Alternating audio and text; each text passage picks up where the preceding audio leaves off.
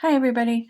I did a live video yesterday showing me starting this pattern right here. It is a Not Forgotten Farm pattern, and I got the rabbit done while I was doing the video and part of the flower, and then I finished it last night.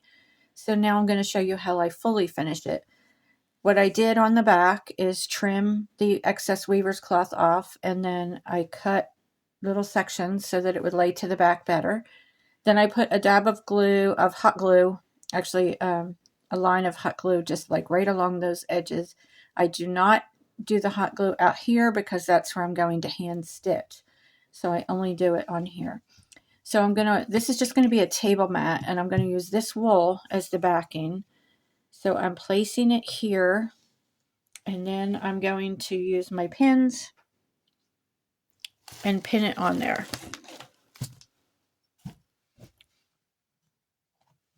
I apologize for the camera setup here. This is the only way I could get it to shine down. What I'm going to actually do first is put just a little bit of hot glue back there, and that's going to hold it in place. So I'm going to pin these outsides, and yes, you can pin right through your punched area. And this is going to hold it in place while I cut it and then I hand stitch it.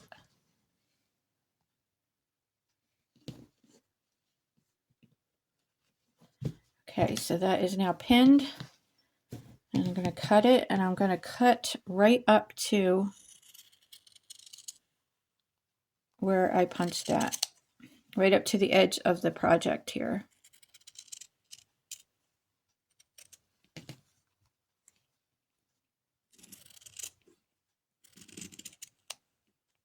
When I did this pattern, it had square corners, but I decided to make them rounded. I just thought that would look cuter.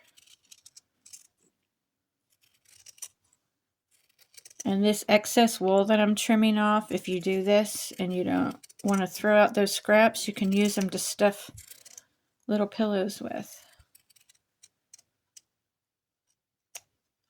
All right, and I'll show you, I bought this at Walmart yesterday. This little bowl, isn't that cute? It was 98 cents. So it's perfect for little threads and pieces of fabric to put in. All right, so I have this done now. You can see the back, and what I'm going to do is hand stitch this all the way around with some coordinating thread that matches this, and I will probably use a floss, and I'll be back after I get that done. Well, I thought you might want to see how I'm doing this. This is just a whip stitch. You can see it there, and I'm just using some floss, and I'm going into the area that is already punched, and it doesn't matter because what you end up doing is coming up in between the loops. But you do want to make sure that your wool is over far enough so that it covers the weaver's cloth. And your stitches don't have to be perfect. I'm actually going to put some trim around this, and it's going to hide some of it, but still, I love primitives, and part of the appeal of primitives is that it's not perfect. So I'm going to continue this around, but I did want to show you how I did that.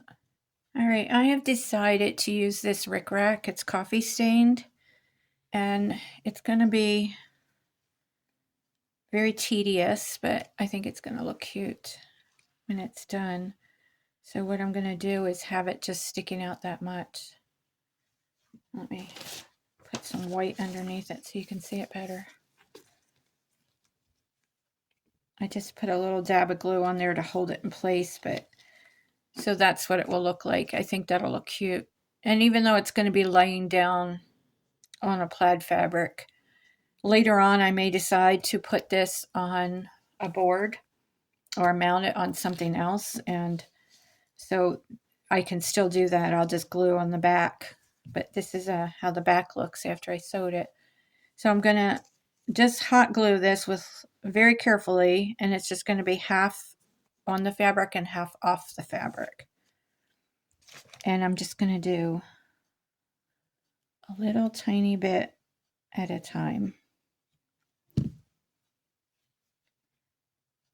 don't want any glue to show. That really bothers me when glue shows. And right there I got a dab of it, so I'm gonna, after that hardens, I'll work at getting that off.